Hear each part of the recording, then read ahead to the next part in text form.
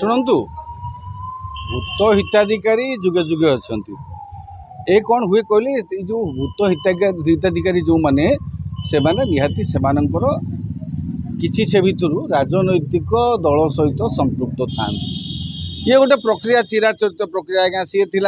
जोड़े ये थी आंकर जोड़े ये चलो कि दुर्भाग्यजनक योग्य हिताधिकारी मैंने से न्याज्य जिनस पातु योग्य हिताधिकारी मानक चिन्हट करागले राजकोष एत अपव्यय भी हाँ ना हाँ हुए तो अतीत राज्य सरकार आंतरिकता हो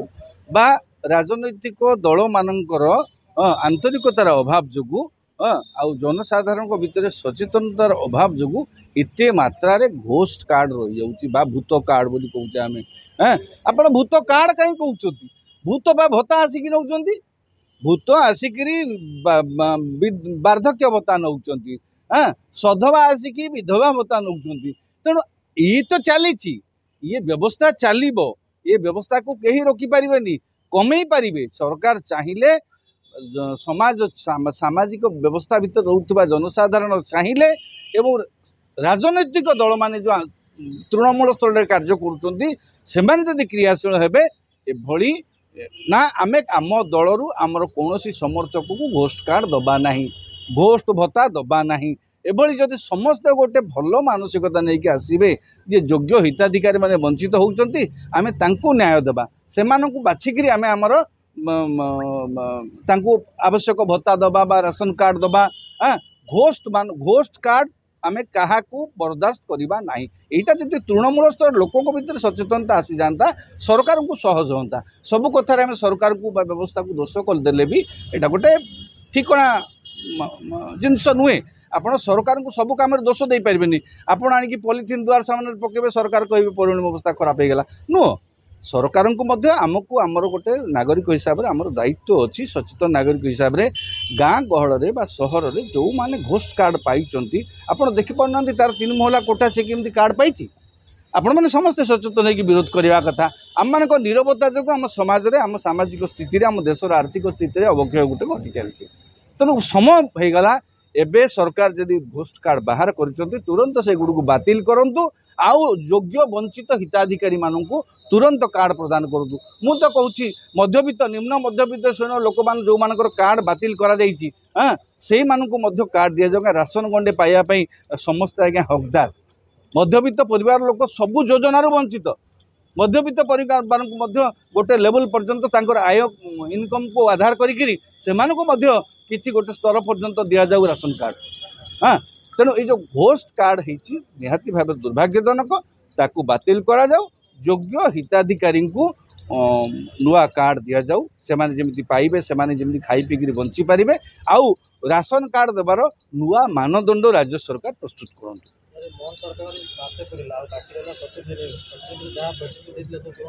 शुण मसे गोटे समय शुणु गोटे सरकार दायित्व नेले 12 तारिख आपड़ देखिए विभाग बंटन होगा 5-6 दिन लगिगला तेणु मोटामोटी भाव में आप देखिए 20 तारिख पर सरकार काम करने आरंभ कर सचिवालय ऑफिस रे बसवा से संपूर्ण यही मास शेष लास्ट मास शेष पर्यंत मुख्यमंत्री पर 8 दिन तले 6 दिन तले तृतीय महला आसिले बुझीपार तेणु मंत्री मैंने एपर्यंत ठिकना ढंग से बसी ना मंत्री मैंने एपर्यंत ठिकना भाव निज विभाग को बुझी ना मंत्री मैंने निज विभाग क्षमता कौन सामर्थ्य कौन दुर्बलता कौन ताकू भी पढ़ी ना पूर्व सरकार बेले चली योजना कौटा बंद करेंगे कि रखिए कि नुआ कौन करेंगे ताकू भी भल भाव ठिकना करना तेणु ये मसे भितर कार्य आशा करवाटा बोकामी ताकू बुझापी विभाग समय लगे से तरबर है श्रीमंदिर 4 द्वार खोलवा निष्पत्ति नहीं गले देखिए पेला ठेला होगा 2-3 दिन बुझीपार तेणु सरकार को टे समय दरकार सरकार आसती प्रथम एम आज्ञा देखु आगु पूर्वर जिते मंत्रिमंडल होती अभिज्ञ लोकंर 50% अभिज्ञ लोक था मंत्री आगु रही एथि प्रायतः मंत्री होता लोक एकमात्र कनकवर्धन सिंह आउ कई पूर्वर मंत्री भी होना तेणु मंत्री कौन मंत्रित्व कौन विभाग कौन विभागर उत्तरदायित्व कौन विभागर दोष कौन दुर्बलता कौन तार पॉजिटिविटी कौन सब अनुध्यान करने को समय दबा से बुझंतु जानतु से 100 दिन नहीं ना सुभद्रा योजना लागू करने 100 दिन टाइम नहीं ए पर्यंत सरकार विधिवत किसी माने गोटे उपलब्धि है ना।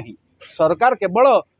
श्रीमंदिर 4 द्वार खोलीदे रत्नभंडार को 14 खोलिए बोली गोटे कहते ये सब एपर्यंत कौन उपलब्धि ना। ए रंग मरामरी चली किसी जो बस रंग बदलला गाड़ी रंग विषय आम मो बस ये सब परिवर्तन किसी कर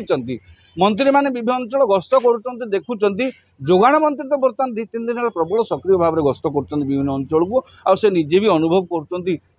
लोक समस्या होची कौन करेंगे न करेंगे से भिन्न कथा। तेणु मंत्री माने मंत्रिमंडल नुआक सरकार नहीं मासे किसी बड़ समय नुहे समय लगे से जो 100 दिन नहीं आम सरकार को समालोचना करने को सरकार को दोष त्रुटि को धरने समय यथेष्ट अच्छी 100 दिन पर सरकार कौन कर 100 दिन उपलब्धि को आम नहीं तर्जमा करवा ठिकना हम।